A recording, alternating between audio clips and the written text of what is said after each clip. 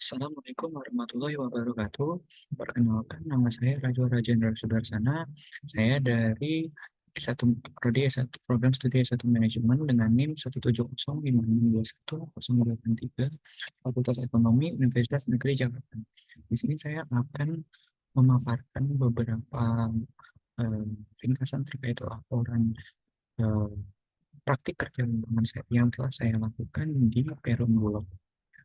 Baik, untuk penjelasannya, mari kita mulai.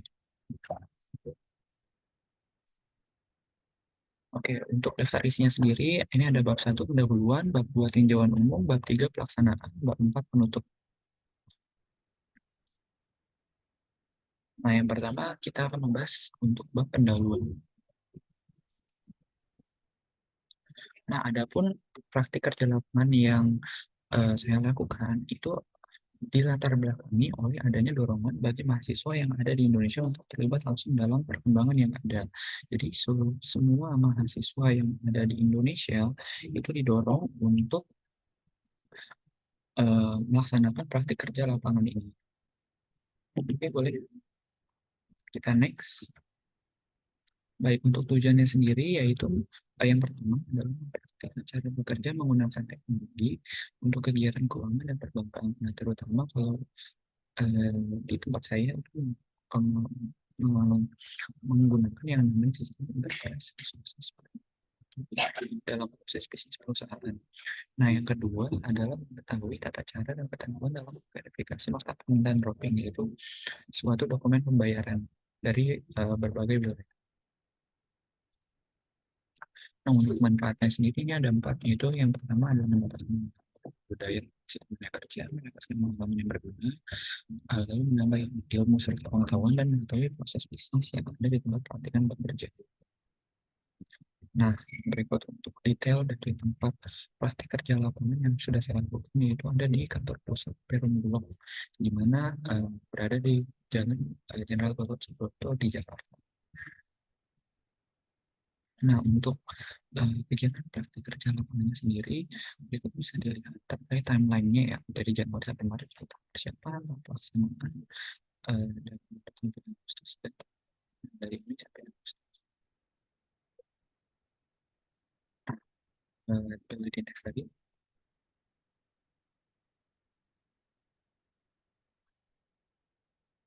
Nah, bab 2 ini ada tinjauan umum. Nah, untuk perusahaan yang saya tempat saya melakukan praktik kerja lapangan sendiri itu adalah Perum Bulog. Nah, di mana Perum Bulog ini adalah suatu BUMN yang didirikan pada 21 Januari 2003. Nah, pendirian ini berdasarkan PP nomor 7 tahun 2003 tentang pendirian Perum Bulog yang kemudian diganti oleh PP nomor 7 tahun 2003 dan pada akhirnya menjadi suatu BUMN melalui PP nomor 13 tahun 2016. Nah, untuk menjalankan usaha uh, sehari-hari, kegiatan sehari-hari, adapun misi dari Perum Bulog yaitu yang pertama adalah usaha logistik bahan pokok dengan mengutamakan layanan ke masyarakat. Yang kedua melaksanakan manajemen unggul dengan dukungan SDM yang profesional.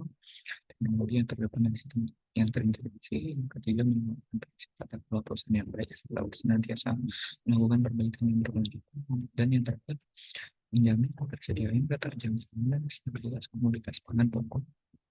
Lalu untuk visinya sendiri yaitu menjadi perusahaan pangan yang unggul dan terpercaya dan mendukung terwujudnya kedaulatan. Untuk budaya perusahaan sendiri, ini ada amanah, kompeten, harmonis, loyal, adaptif, dan kolaboratif, atau biasa disingkat akhlak. Untuk struktur organisasi sendiri, ini bisa kita lihat, saya ditemukan di divisi treasury. Untuk produk jasa untuk produk jasa yang dihasilkan sendiri yaitu yang pertama ada pengadaan pangan, penyimpanan dan penyediaan stok pangan, distribusi pangan, stabilisasi harga pangan, dan yang terakhir adalah pengembangan usaha pertanian. Nah, ini kita masuk ke bab inti yaitu pembahasan terkait praktik kerja lapangan yang sudah saya lakukan. Terus praktik kerja lapangan yang sudah saya lakukan. bidang kerjanya sendiri, yaitu yang pertama saya memproses dan mencatat internal transfer yang dilakukan oleh subdivisi pendanaan menggunakan sistem ERP Bulog. Ya, lalu yang kedua saya mengecek setiap permintaan pembayaran dengan jenis komersial melalui yang disebut tadi nota permintaan dropping.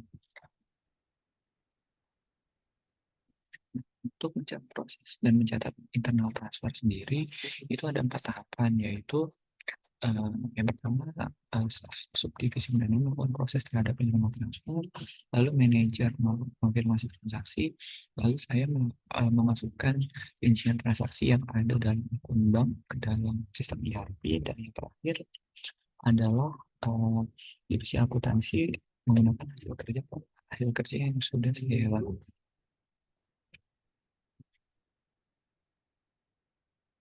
Lalu yang kedua yaitu saya mengecek setiap permintaan pembayaran dengan jenis komersial, dan ini bisa kita lihat workflow ketika saya dari kantor wilayah ya. Yang pertama, kantor wilayah mengajukan permintaan pembayaran yang terjadi di setiap wilayah. Lalu yang lalu divisi terkait itu masuk ke kantor pusat, masuk ke divisi treasury. Nah, setelah masuk untuk tahapannya sendiri di divisi treasury, yang pertama yaitu dokumen masuk melalui sekretaris divisi treasury, lalu dokumen didisposisi oleh kepala divisi treasury, lalu dokumen diberikan kepada subdivisi pendanaan, lalu staf subdivisi pendanaan dibantu melakukan verifikasi dan pengecekan, yaitu saya melakukan verifikasi dan pengecekan. Nah, lalu dokumen yang telah lengkap dan terverifikasi diinstruksi oleh manajer subdivisi pendanaan yang karena dokumen dikirim kepada subdivisi admin dan pembayaran untuk pembayaran. Yang terakhir, dokumen tersebut diberikan kepada divisi informasi untuk dilakukan perusahaan. Nah, untuk hal yang spesial itu adalah ketika pembayaran itu kurang bukti untuk dilakukan pembayaran, sehingga jika hal itu terjadi maka dokumen tersebut harus dikembalikan terlebih dahulu kepada divisi terkait untuk dilakukan uh, uh, untuk dilengkapi. Nah, setelah dilengkapi barulah dikirim kembali kepada divisi treasury. Nah, untuk kendala yang dihadapi, yaitu yang pertama perhatikan membutuhkan waktu untuk menyelesaikan tugasnya. Lalu yang kedua, melakukan kesalahan penginputan nominal transfer, itu mungkin atau angkanya dan lain-lain. Lalu yang ketiga, yaitu kesulitan dalam memverifikasi berbagai permintaan pembayaran yang dilakukan. Lalu yang keempat, mengalami kesulitan dalam menggunakan sistemnya. Jadi, kemudian bisa PKL. Yang terakhir, itu kesulitan membaca keseluruhan halaman atau permintaan yang ada. Karena cuma yang ada. Adapun cara saya menghadapi kendalanya itu melakukan manajemen waktu dengan baik, melakukan ulang, bertanya dan meminta bantuan kepada mentor, melakukan pengecekan silang, dan yang terakhir adalah fokus kepada beberapa hal dalam membaca permintaan dropping, sehingga tidak usah selalu seluruh dibaca.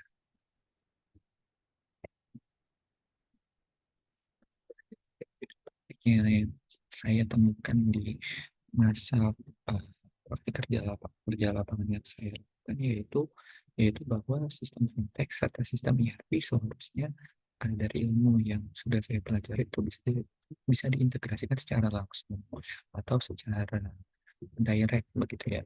Tapi pada kenyataannya kedua hal tersebut sulit untuk diintegrasikan pada proses bisnis nyata, terutama pada proses bisnis yang ada di Perumbulok, sehingga dilakukan penginputan secara manual.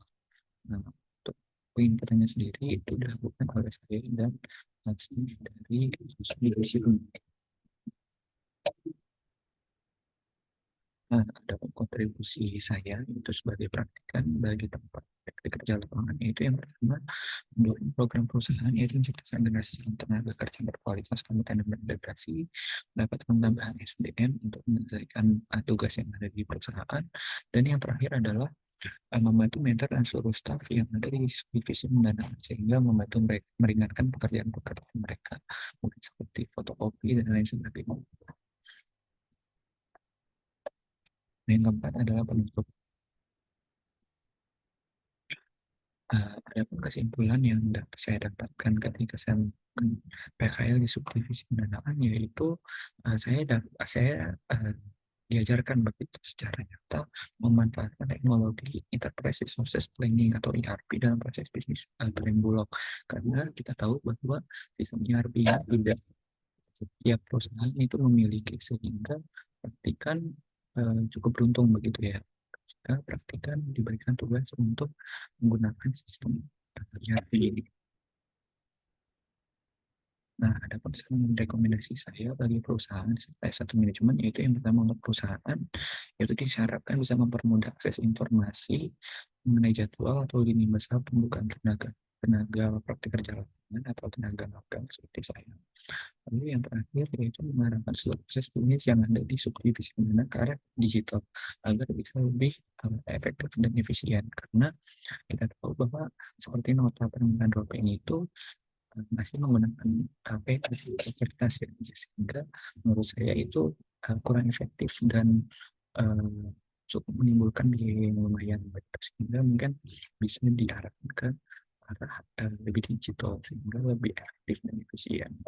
Lalu yang kedua itu rekomendasi bagi manajemen gitu ya, saya manajemen sih diharapkan dapat menjalin kerjasama dengan lebih banyak perusahaan begitu, sehingga eh, lowongan atau eh, informasi terkait praktik kerja lapangan itu bisa lebih terinformasi kepada eh, mahasiswa-mahasiswanya begitu ya. Lalu yang kedua yaitu melakukan sosialisasi rutin mengenai kegiatan PKL seperti pengumpulan laporan, nilai, dan lain-lain, sebelum mahasiswa dapat memiliki gambaran yang lebih jelas mekanisme sebelum, sesudah, pada saat pelaksanaan PKL.